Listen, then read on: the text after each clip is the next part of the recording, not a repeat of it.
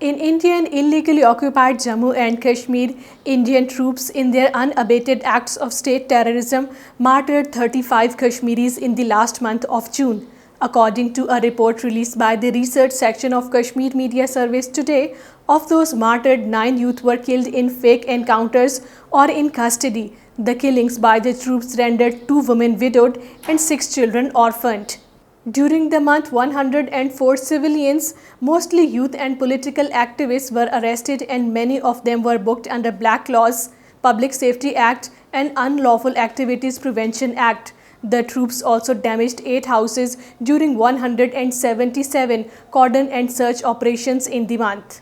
Meanwhile, the All Parties Hurriyat conference in a statement in Srinagar condemning the killing and arrest spree unleashed by Indian forces personnel in Indian illegally occupied Jammu Kashmir has urged the world community, particularly the United Nations, to play a role in putting an immediate halt to the Indian state terrorism in the territory.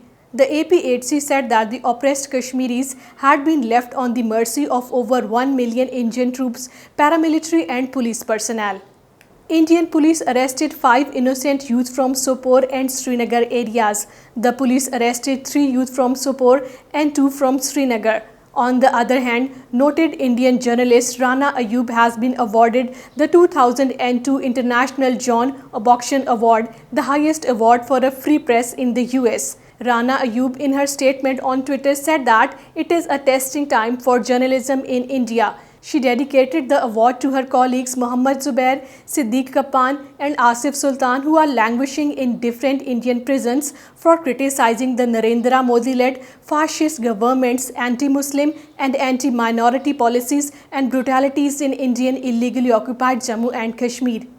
The US Ambassador at Large for International Religious Freedom, Rashid Hussain, at a panel discussion in Washington said that United States of America is concerned at open calls being made for genocide of Muslims in India. He said dehumanizing rhetoric was escalating the persecution of India's minorities, creating challenge for the US. The panel discussion on religious freedom in India, challenges for the US, was organized by the Indian Working Group of the International Religious Freedom Roundtable, the world's largest civil society collective on the issue.